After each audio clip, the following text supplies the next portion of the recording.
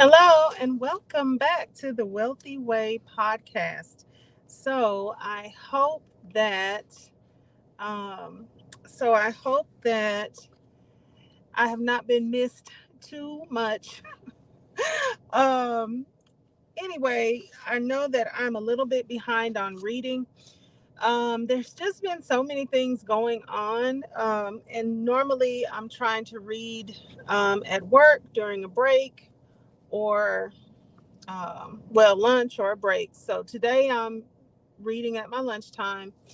So I have, let's see, a few more minutes than normal, and I do try to get around to doing some of the readings from home, but I don't know. Like in the evenings, everything kind of picks up, and then there's a whole other list of things going on in the evening. So anyway, we're just going to keep on going, putting our readings in anywhere we can, really trying to get um, the reading of this book in, How to Turn Every Friday into Payday Using Weekly Options. Okay. And so we're just going to try to get in where we fit in. We're already on page 46. This was so I'm going to start back at the top of page 46 since um, it has a start up at the top. So we're going to start back here and we're going to just keep going for a little bit.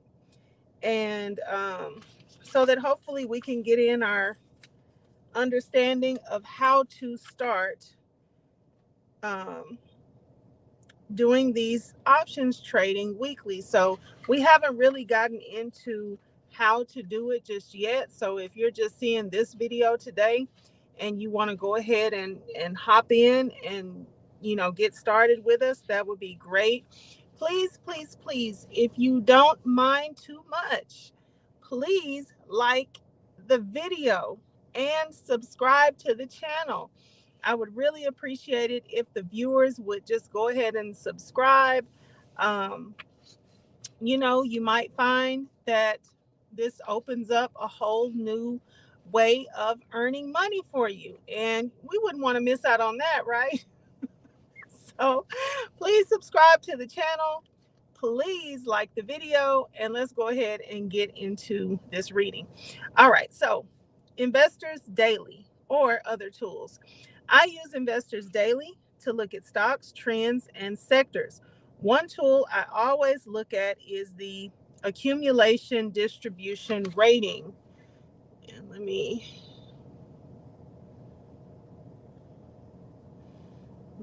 me do something here because I don't have. Hmm.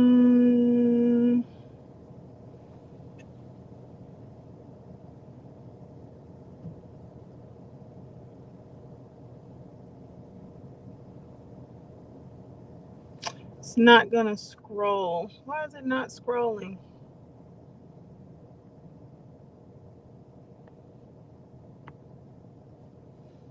I don't know why it's not scrolling for me today. Um,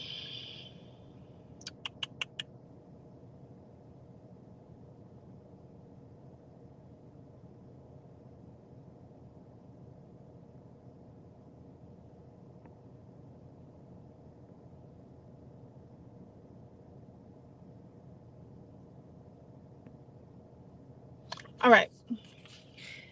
No worries. I was just trying to get that to scroll instead of just sit there. The copyright disclaimer, but I'm not going to worry about it. All right. One tool I always look at is the accumulation distribution rating. I do this for indices like the S&P, Dow, and NASDAQ, as well as for stocks. When you see a sudden two grade increase or decrease, no matter where the market is, you must take notice. In a bearish market, the AC index will begin to move up before you see any increase. You just take note that the pro market markers are feeling pretty good. It's the same in reverse. This trend is our friend. Herd behavior is a powerful force in the stock market and can lead to irrational or uninformed decision making. By doing your own research, diversifying your trades into different sectors, and above all, following your trading plan, you will always be on the right wave. Belief reinforcement bias.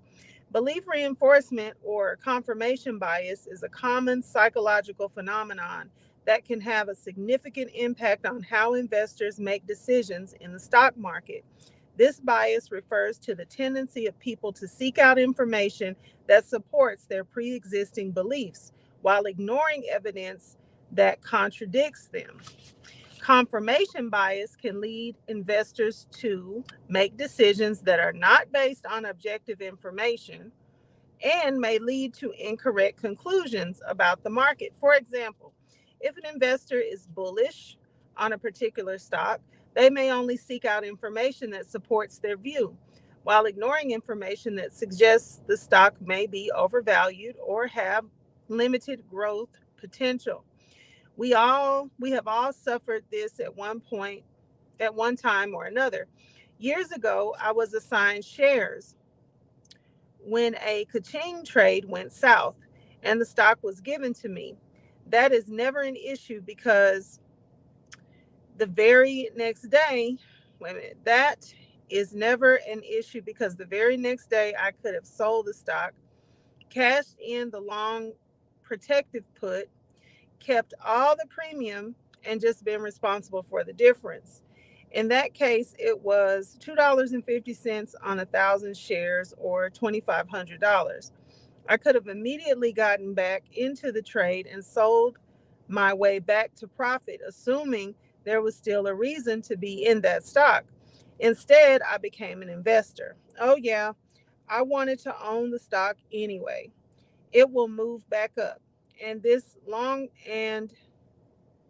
is long term. Was any of that in my first trading plan? No. Long story short, I sold covered calls on a weekly basis and made the $2,500 back. In the meantime, the stock had flipped further down. I'm sorry. In the meantime, the stock had slipped further down, and in a few months, it was back up and just bouncing around. I finally figured it out. This was dead money. Yes, it will go up, and the long-term prospects are solid. And it is doing great at the time this book is being written. However, when I sold and took the cash to deploy to a current set of trades, I made a lot more money. The way to manage confirmation bias is to seek out diverse sources of information and perspectives, like looking at the accumulation distribution index and looking at the price action and volume daily. There's no story here for the time being. This can help investors challenge their own assumptions and consider alternative viewpoints that may contradict their beliefs. Additionally, investors can benefit from regularly reviewing their trading plan, investment strategies, and challenging their own assumptions. It is important to really understand our personal biases and tendencies. Do you really like to be right all the time? When new information is presented, do you hang on to your beliefs or open to look at the new evidence and make an informed decision? Let's see. Or conversely, if you lack confidence in trading, is it your fundamental belief that you will get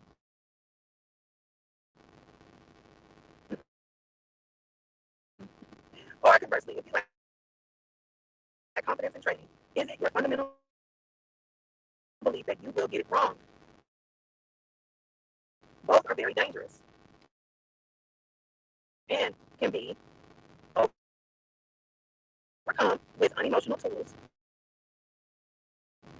and a great trading plan where you sleep at night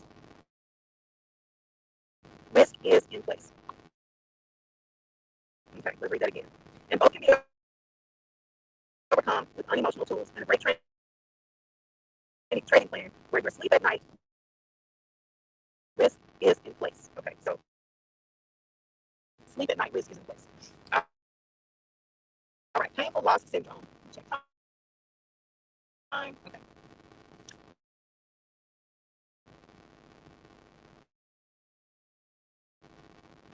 okay. Painful loss syndrome. Loss aversion is a common bias that can have a significant impact on investment decisions. It is the tendency of investors to feel the pain of losses more acutely than the pleasure of gains. This can lead them to hold on to losing positions for too long, hoping that the market will turn around and they can recoup their losses. I'm laughing because I have this painful loss syndrome. I'm actually holding on to something right now that I should have gotten rid of long ago, but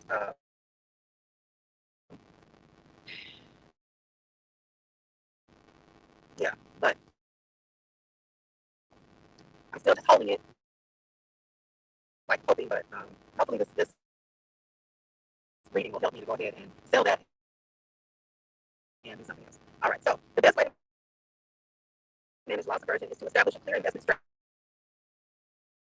such as a trading plan, and stick to it. We have reconciled that sometimes we will make a temporary investment in someone else's account. It is okay. Give yourself permission to be okay as long as you're following your plan and adjusting it if needed. Are you more afraid of losing than winning? This may sound odd. However, think about it. In a world where winning is everything, no one remembers the runner-up in the Super Bowl. Being a loser is toxic. It is scary and leads to a scarcity mindset. I first learned this as an up-and-coming tennis player. My coach told me that the person I was playing with was more scared of losing than winning. At the time, I did not really understand. The coach said, if I put on the heat,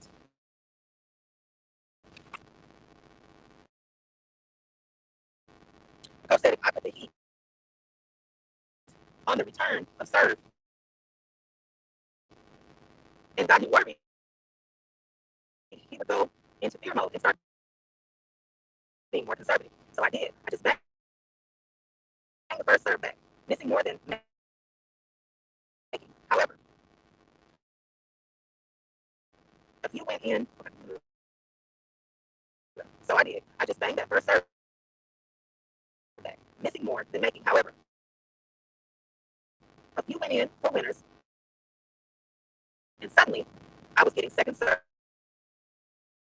that looked like beach balls. So I cranked up the heat even more. In my professional life, as part of a venture capital fund, I saw with entrepreneurs getting their companies off the ground takes a lot of time, and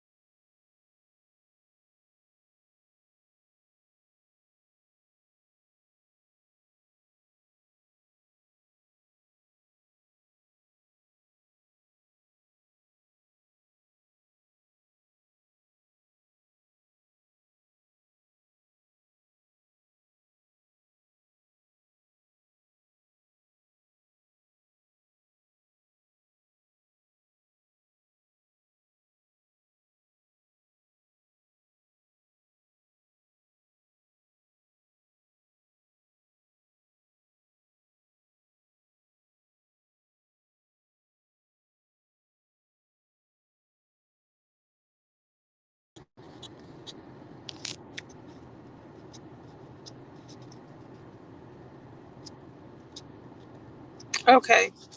All right, I'm back. My iPad was sitting in the window and it overheated. So I do apologize for that.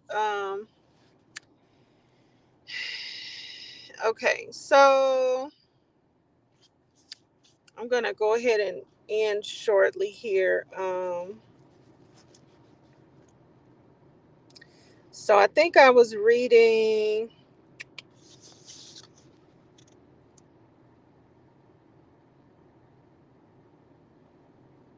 So I know I had read. I was getting second serves that looked like beach balls, so I cranked up the heat even more. In my professional life, as a part of a venture capital fund, I saw it with entrepreneurs. Getting their companies off the ground takes a lot more time, and most of the time, they never have any money. That leads to a mindset of preserving cash as the holy grail. In their pre investment state, this was certainly true. However, after a healthy first round investment, when there is all the cash to fund expansion, often we could not get the entrepreneurs to spend any of it. Wow, this is very interesting. All right, so I'm stopping at page 50 and a half, pinching my page. Um, and I'm going to go ahead and stop there.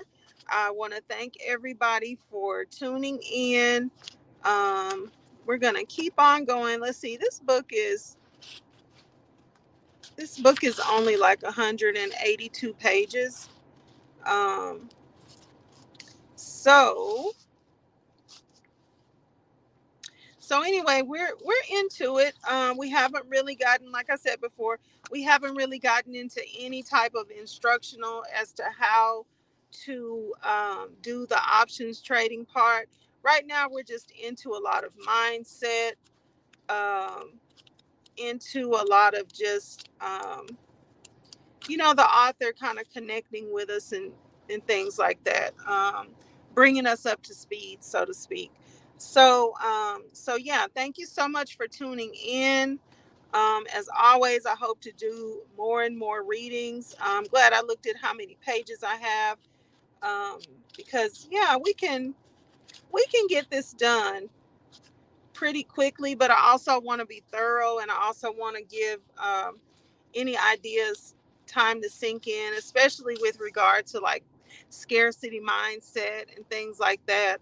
Things that are kind of subconsciously holding us back. We do need a little minute to look into that and look into our beliefs. That was several pages back toward the beginning, but just looking into our beliefs, seeing what we actually do believe about money. What are your overshadowing mindsets about money, and doing some of those activities to get us in the right state of mind, um, as we go into learning how to actually trade weekly options. But anyway, yeah, thank you so much for tuning in, and I will see you on the next reading. Bye bye.